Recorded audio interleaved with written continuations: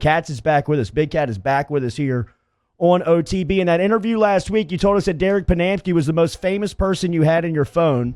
How did he react when you got LSU football the death penalty on Tuesday morning? Oh, man. All right, let's get right into it. First of all, congratulations to you guys. I don't know if we're now persona non grata in Baton Rouge. It's crazy that this all happened because, well, first of all, are you guys blaming Odell at all? Because I think we need to shift it off of Pardon My Take and go back to the fact that Odell was doing it for the cameras. It's about 60-40 right now. See if you can't shift the rest of it.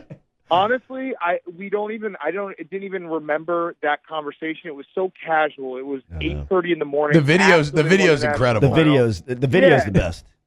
And it was, we're friendly with Joe. You know, he was up when he was up here and won the Heisman. He came and hang out with us.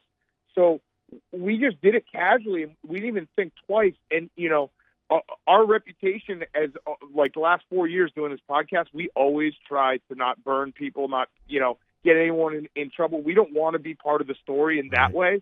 So to have this happen, I was like, wait, what? He said what? I don't even remember anything. So, yeah, I feel awful. I feel terrible. I wish it didn't happen. I hope that it all works out. I assume it's all good. Yeah, that's good, bro. Nothing's coming of it. It's all good, NCAA's toothless. No, but it's the worst feeling in the world to be on that side and everyone being like, hey, way to have Joe snitch. And it's like, I don't really even think he was snitching. We were just having a casual conversation about. And everyone saw Odell handing out cats. It kind of feels like other journalists are getting a little bit of glee being able to kind of like report y'all as the source for this whole controversy.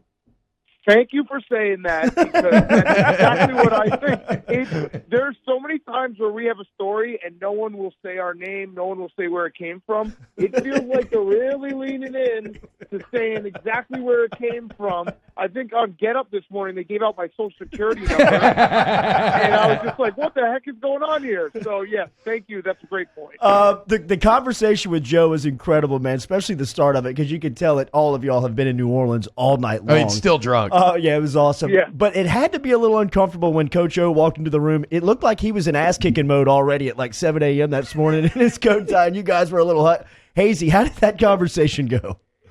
It was great because Coach O, I mean, just the minute he starts talking, it almost like wakes you up and your hangover stops because you're ready to run through a brick wall for him. But it was a little bit of the adult coming into the room while the kids are just sitting there, reminiscing about last night.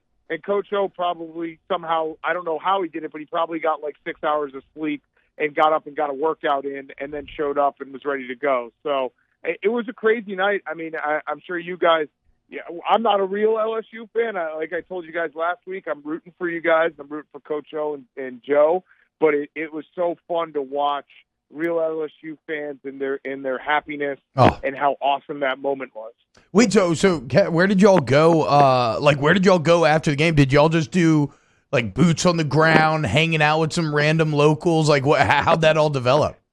Yeah, we just went to walk-ons for a little quick recharge because I think it was one of the only places serving food where you could sit down for a minute. We went there, and then we went to Bourbon, and we just walked up and down Bourbon, enjoying the scene. We were out till 4 in the morning, and then we rolled out of bed. I fell asleep in all my clothes, rolled out of bed around 7:30 to go interview the national champion and Heisman Trophy winner and the Coach of the Year and national champion and Coach O, and it was crazy. It was surreal.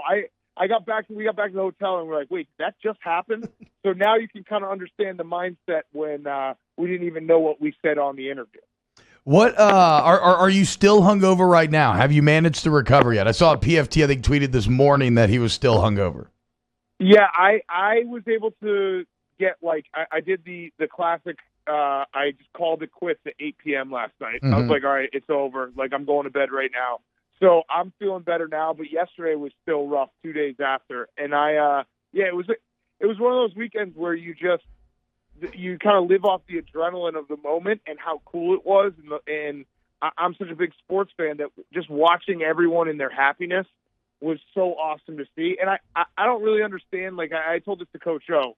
If you wrote this script and handed it to a Hollywood exec about Coach O, they'd be like, no, that's too sappy at the end. This is how it ended. You got to have a little more real reality in this script because it's crazy how it all went down. and how he now is the king of Louisiana and has a job for life. Blindside 2. There you go. That's a great movie idea. I mean, to make it happen. So you've done y'all have had a lot of crazy experiences as part of my take. It's just gotten bigger and bigger and bigger.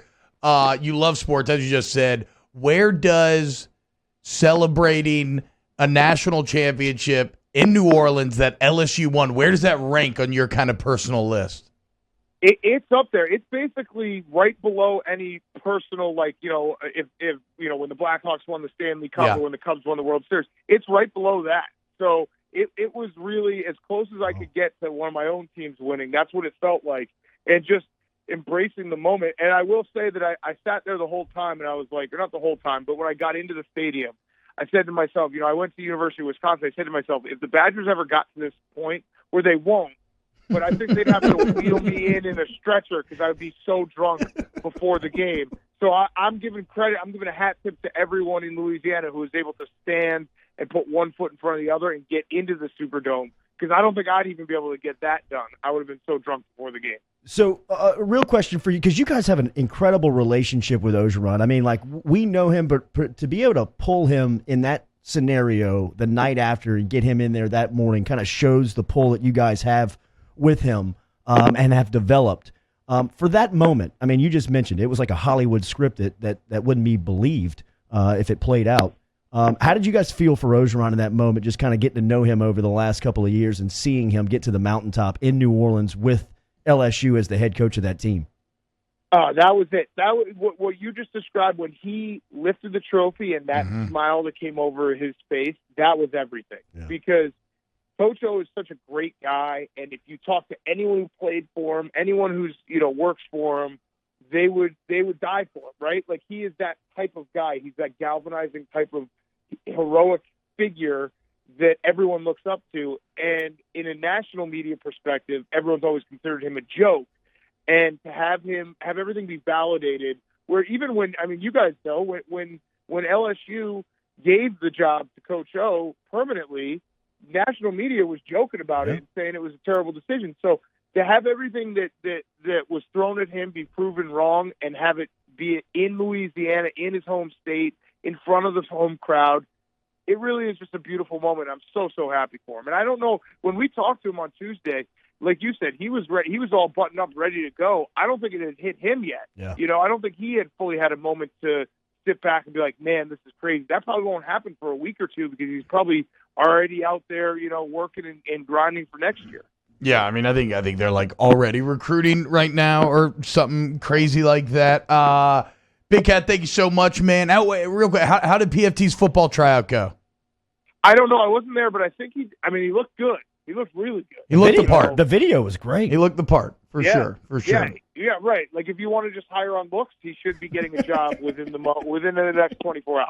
Dan Katz, Big Cat, co-host of Pardon My Take. Dan, thank you so much for your friendship, and thank you for coming on. It's been great. Yeah, thank you, boys, for your friendship. Talk to you later.